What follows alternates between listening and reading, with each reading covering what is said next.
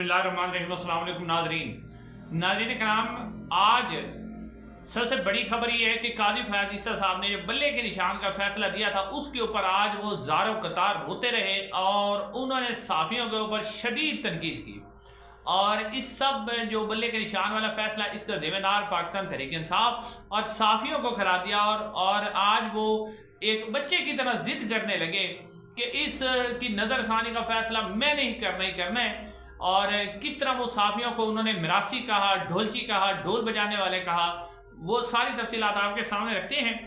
लेकिन नाज़रीन, सबसे पहले पूरी कौम को मुबारक हो कि पाकिस्तान की क्रिकेट टीम जब से मोहसिन नकवी साहब ने उसको संभाला है तो एक और कारनामा आज सरअंजाम हुआ है कि पाकिस्तान अपनी सरजमीन पर मुसलसल 6 टेस्ट मैच हारने वाली पहली टीम बन गई है। और जो उसके कप्तान हैं टेस्ट के, वो भी वर्ल्ड रिकॉर्ड के मुताबिक यानी पहले कप्तान बने हैं जो मुसलसल 6 टेस्ट मैच हार चुके हैं।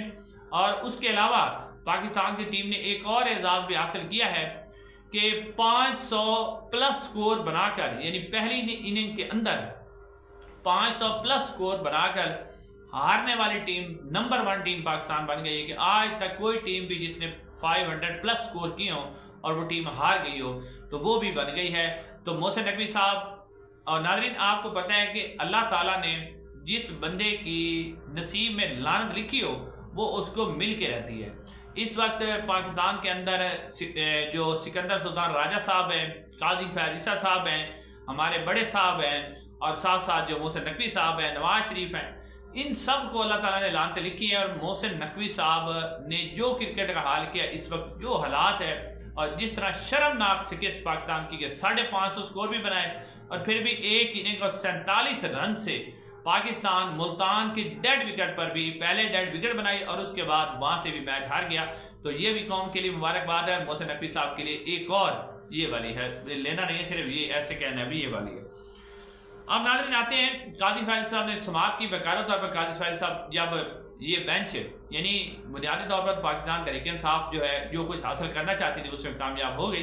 काजी साहब यूं ही बेंच मुसरत हिलाली साहब और जस्टिस मोहम्मद अली मजहर साहब और काजी साहब जब आए तो रोस्टम जो था वो खाली था, उसके ऊपर कोई भी वकील नहीं था। तो काजी साहब ने पूछा कि जो अकबर एस बाबर हैं उनके वकील मौजूद थे जो कि पाकिस्तान तहरीक इंसाफ के मुखालिफ हैं हमेशा से, और वो कहते हैं कि मैं PTI का हिस्सा हूँ। काजी साहब ने उन्हीं को PTI का हिस्सा समझ के फैसला दिया था। तो उनके वकील आए तो काजी साहब ने उनसे कहा कि एक इल्तवा की दरख्वास्त आई है, आप ज़रा वो पढ़ें। तो जब उनके वकील ने ये दरख्वास्त पढ़ी तो उसके अंदर उन्होंने कहा कि जो बैरिस्टर हामिद खान है, वकील हामिद खान साहब है, उन्होंने लिखा है कि मैं लाहौर में घरेलू मसरूफियात की वजह से जो है वो अदालत में पेश नहीं हो सकता, लिहाजा इस केस को मुलतवी कर दिया जाए। तो इसके ऊपर काजी फयाज साहब ने कहा कि PTI के तो 7 वकील इस केस के अंदर मौजूद हैं, मगर आज नजरसानी पर कोई भी वकील पेश नहीं हुआ, काजी साहब ने कहा।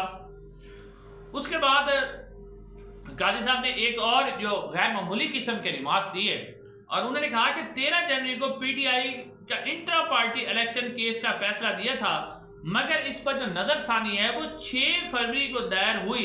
लगता है कि PTI फैसले पर नजरसानी चाहती ही नहीं थी। चीफ जस्टिस कहते हैं कि फैसला मैंने 13 जनवरी को दिया, 25 जनवरी को मैंने, चीफ जस्टिस काजी फयाज साहब ने कहा कि मैंने तफसीली फैसला दे दिया।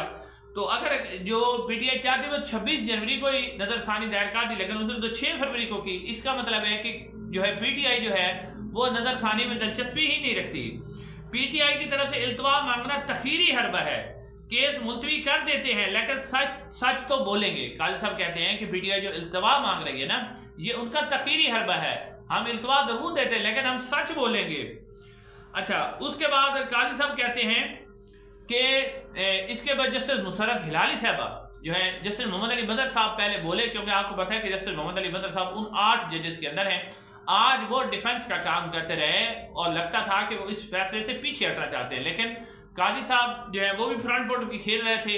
और मुसरत हिलाली साहब ने फिर कहा कि इल्तवा तो हो ही नहीं सकती, हमने सुबह की कई केसेस के अंदर जो है इल्तवा मुलतवी की है, हम इस दरख्वास्त को डिसमिस कर देते हैं।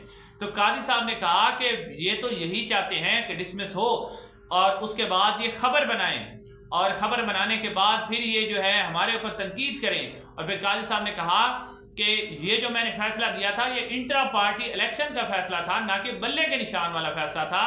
और यहाँ कोर्ट के अंदर मौजूद चंद डिस्क्वेंशियस लोग यानी वो इंसाफियों को कह रहे थे, ड्रम बीटर, उन्होंने कहा कि ये ड्रम बजा बजा कर इन्होंने ये कहा कि ये बल्ले के निशान का फैसला है। यानी काजी साहब बड़े डेस्परेट थे और काजी साहब अभी भी यानी वो अपने फैसला जो उन्होंने गलती की है उसको तस्लीम करने के लिए तैयार नहीं है। साफियों को वो कह रहे हैं ढोलची, ड्रम बजाने वाला, यानी कि आप समझ रहे हैं कि क्या कह रहे हैं काजी साहब। तो एक तो वो साफी जब कहा था अली अमीन गंडापुर साहब ने, उस वक्त इन्होंने बड़ा एहतजाज किया था, अब करते हैं यानी ये भी देखने वाली बात है। आपको उन्होंने ढोलची कहा साफियों को। अच्छा, उसके बाद जस्टिस मुसरत हिलाली साहब ने केस उन्होंने कहा कि सुप्रीम कोर्ट में रवैया सख्त केस मुलतवी करने की मुखालफत करती हूँ। अब काजी साहब जो हैं वो खुद जो है इसके ऊपर यानी काजी साहब ने कहा कि अगर हम मुलतवी कर देते हैं, डिसमिस कर देते हैं तो ये बाहर जाके खबरें बनाएंगे। हालांकि काजी साहब ने जो फैसला दिया था अब वो उसको डिफेंड कर रहे हैं। काजी साहब का ये जो काला फैसला था उसी की वजह से 8 फरवरी का इलेक्शन चोरी किया गया, उसी की वजह से पाकिस्तान तहरीक इंसाफ के जो अरकान हैं उनको आज़ाद करा दिया। आखिर तक उन्हें पता नहीं था कि वो किस पार्टी के अरकान हैं। उसी की वजह से, उस फैसले की वजह से पाकिस्तान तहरीक इंसाफ के लोगों को जो है वो सुन्नी इत्तेहाद कौंसिल में जाना पड़ा। उसी फैसले काजी फैज साहब के फैसले की वजह से मुतनाज़ा इलेक्शन हुआ। उसी काजी फैज साहब के फैसले की वजह से पाकिस्तान तहरीक इंसाफ से मखसूस नशिस्तें छीनी गई। उसी फैसले की वजह से आज तक जो है election commission of Pakistan, supreme court of Pakistan के मखसूस नशिस्तों के फैसले पर अमल दरामद नहीं कर रहा। लेकिन काजी साहब आज भी बजिद हैं और वो जिद कर रहे हैं बच्चों की तरह कि जी मैंने ये फैसला ठीक दिया था, और वो दोबारा चाहते हैं कि मैं इसकी नज़रसानी को खारिज करके जाऊं। यानी अब एक बंदे की बदबख्ती आप देखें कि जब जा रहा है तो उसे चाहिए था वो इल्तवा कर देता और वो इसको अगले चीफ जस्टिस के लिए रख देता, कम से कम अपने ऊपर ये दोबारा मुंह पे कालक ना मलता। लेकिन काजी साहब जो हैं वो दोबारा ये कालक मलने के लिए तैयार हैं और वो चाहते हैं कि वो इस फैसले का जो है दोबारा ही फैसला करें। तो इसके ऊपर उन्होंने अकबर एस बाबर के वकील से पूछा कि क्या अब इसको कब तक इल्तवा कर दें। तो इसके ऊपर उन्होंने कहा कि ये अगले सोमवार तक इल्तवा कर दें, वर्किंग डेज जो हैं बीच में क्योंकि छुट्टियां हैं, SCO कॉन्फ्रेंस हो रही है। तो उसके बाद अब 21 अक्टूबर को काजी साहब दोबारा समाअत कर रहे हैं और काजी साहब ने कह दिया है कि 21 अक्टूबर को बिल्कुल कोई इल्तवा नहीं होगी। तो जो है इसके ऊपर वो इस सूरत में, हर सूरत में इसके ऊपर फैसला सुनाएंगे। नाज़रीन, असद अली तूर साहब ने इसके ऊपर एक दावा किया अपनी वीडियो के अंदर।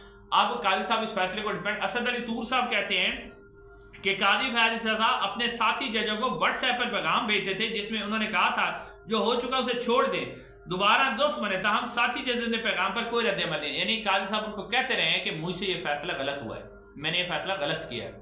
लेकिन अब वहां कहते रहे, असल दूसरा साहब कहते हैं मेरे पास और भी इंफॉर्मेशन लेकर मैं शेयर नहीं करना चाहता, वहां ये कहते रहे। लेकिन यहाँ पर जो है काजी फैज साहब अपने इस गलत फैसले को भी दोबारा गलत करने के लिए तैयार हैं, अपनी गलती मानने के लिए तैयार नहीं है। इंशाल्लाह अगली वीडियो में मुलाकात होगी। अस्सलाम वालेकुम।